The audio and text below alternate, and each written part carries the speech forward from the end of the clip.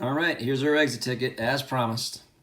So I'm going to read this to you, kind of give your brain a boost about what we did the last lesson. Okay, the last lesson we did division through we modeled equivalent fractions through division. All right, and arrays. So this is what I'm going to read this to you and kind of give you a little push today. In the first area model, show 2/6. Okay. So in this one here, we're going to show 2/6. In the second area model, this one, we're going to show 4/12. All right, that's his area model.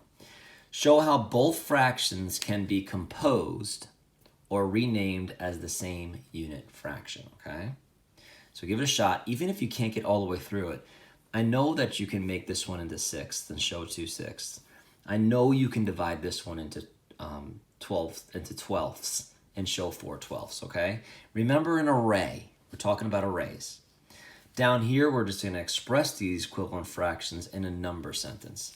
So again, you got 5 minutes, and you're going to do your best and get as far as you can. And then you come back here, and we'll go over the answers, okay? So teachers, pause now.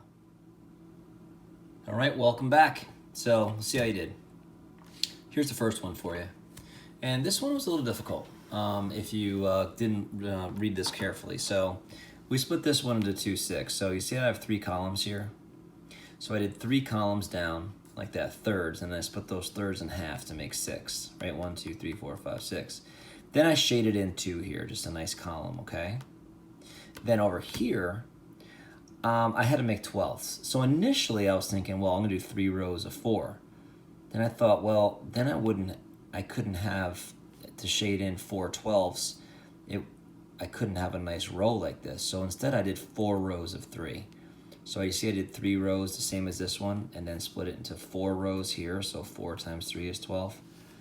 So 2/6 equals 1/3, and 4/12ths equal 1/3. And you can see on these rectangles, 1/3 is shaded in, and 1/3 is shaded in. I can show you by circling the columns. Right? If I just circle the thirds, 1/3 is shaded in. Same thing here. Circle those, you can see 1/3 of that is shaded in. All right, and down here is just the math. 2/6, well, I divided it by 2. You see how each one of these columns is divided into 2? So I divide it by 2 and end up with 1/3, okay? Over here, I have 4/12ths, and you see how each row has 4 boxes in it? So I divide it by 4 and end up still with 1/3, okay?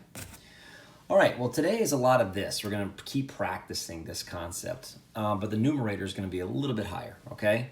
So hang tight for the I can statement, and we'll get started today.